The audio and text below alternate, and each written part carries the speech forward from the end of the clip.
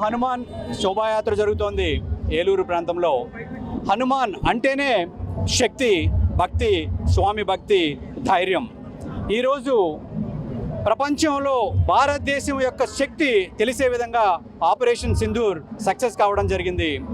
మనము ఈ సందర్భంగా జరిగే హనుమాన్ శోభాయాత్ర ఆంధ్రప్రదేశ్కే కాదు, ఏలూరుకే కాదు, మన దేశవ్యాప్తంగా ఒక ప్రత్యేకకరమైన ప్రోగ్రాము ఈ సందర్భంగా నిర్వహిస్తున్నాం మనం. ఇది యువతలో అందరిలోనూ దేశభక్తి నింపాలి, అందరూ సంఘటితంగా ఉండాలి అనేది ఈ సందర్భం ద్వారా మరొకసారి గుర్తు చేస్తూ అందరికీ కూడా హనుమాన్ శోభా సందర్భంగా మీ అందరికీ శుభాకాంక్షలు తెలియజేస్తున్నాను. ధన్యవాదాలు. ఒక రకంగా చెప్పాలంటే మన పురాణాలన్నీ కూడా చాలా మంది వినే ఉంటారు. ఒకటి గుర్తుపెట్టుకోండి, భగవంతుడు అంటే విష్ణుమూర్తి, శివుడు, అలాగా శ్రీకృష్ణుడు, శ్రీరామచంద్రుడు. కానీ భక్తుడు ఆంజనేయ స్వామి భక్తుడు మాత్రమే. భక్తుడు భగవంతుడు అయ్యాడు. మీరు ప్రహ్లాదుని చూసుకోండి, ఆయన కూడా భక్తుడే. ధ్రువుడు తీసుకోండి, ఆయన కూడా భక్తుడే. ఇలా చాలామంది భక్తులు ఉన్నారు. కానీ భగవంతుడైనటువంటి ఏకైక దేవుడు హనుమంతుడు, ఆంజనేయ స్వామి. అది మీరు గుర్తుపెట్టుకోండి. కాబట్టి హనుమంతుడిలో ఉన్నటువంటి శక్తిని మనం ఏమాత్రం పుణికి పుచ్చుకున్నా కూడా ప్రతివాడు కూడా ధైర్యం ఉంటారు.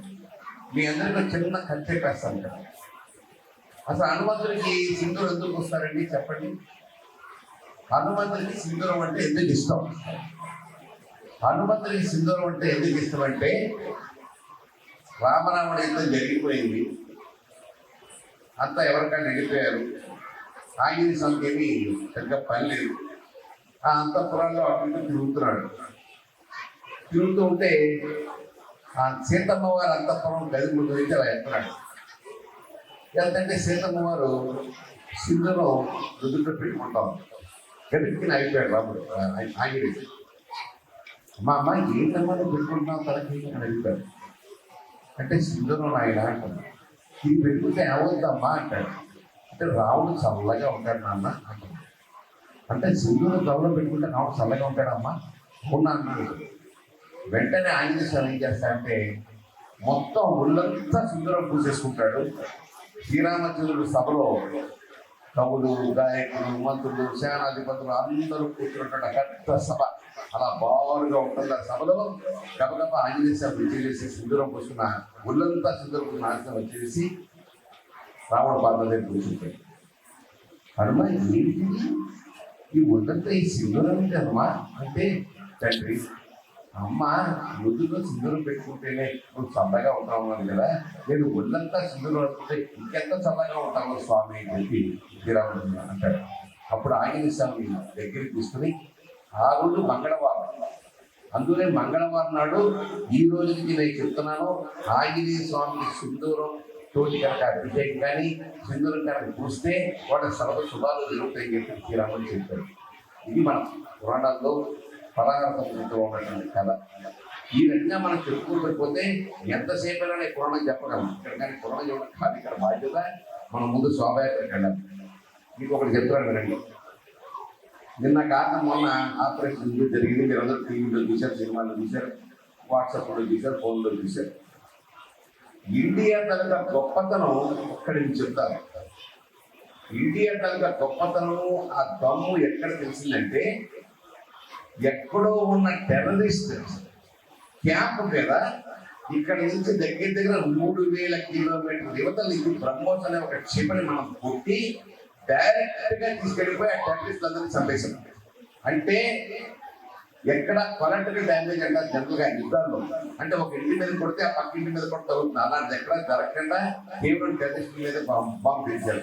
That is Indian capacity. ఇప్పుడు ఇండియాని ఇవాళ ఎప్పుడు ముట్టుకునేవాడు లేడు.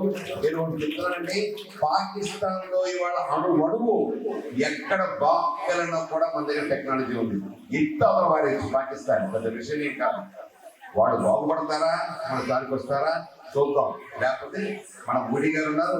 మోడీ గారు అభినవ ఆంజనేయ స్వామి ఈ కలియుగంలో మన భారతదేశాన్ని కాపాడాలనుకుంటున్న మహానుభావుడు మోడీ గారు, అందులో డౌట్ ఏం లేదు. ఆయన తీసుకుంటున్న ఆ నిర్ణయం కానీ ఆయనకి 4 అయిపోయిందండి, 5 అయిపోయిందండి, ఇంకా ఇంకేంటండి, సిద్ధం మీద యాక్షన్ తీసుకోవట్లేదండి అని రకరకాల మాటలు వచ్చాయండి. చివరికి కొట్టాడు, చూశారు డైరెక్ట్ గా ఎక్కడ కొట్టాలని కొట్టారు. దాంతో దిమ్మ తిరిగిపోయింది. కూడా ప్రపంచ దేశాల్లో ఇండియా యొక్క శక్తి, సైనిక శక్తి ఏంటో తెలిసింది. ఇటువంటి మంచి రోజుల్లో ఖచ్చితంగా నేను చెప్తున్నాను, మనకి దేవాలయాలు కానీ పవిత్ర భూములు కానీ ఇండియా అంటేనే పుణ్యభూమి, కర్మభూమి, జ్ఞానభూమి, మర్మభూమి, మోక్షభూమి, ఇలా ఎన్నో రకాలుగా చెప్తాం. ఇటువంటి ఇండియాలో మన ఆంజనేయ స్వామిని ఖచ్చితంగా మనం కాపాడతారు. మన భారతదేశంలో తిరుగులేని శక్తిగా రాబోయే 5 సంవత్సరాల్లో ఆర్థికంగా కానీ, సామాజికంగా కానీ అన్ని రకాలుగాను అభివృద్ధి చెందబోతోందని మరొకసారి చెప్తూ, ఇటువంటి ప్రధానమంత్రి మనకి ఎప్పటికీ ఉండాలి, ఆయన కన్జర్లో ఆయన ఆశీస్సుతో మనం ఉండాలని చెప్పేసి ఆంజనేయ స్వామి ఆయనకి సకల శక్తి సౌభాగ్యాలు కలగజేయాలని చెప్పేసి జై శ్రీరామ్.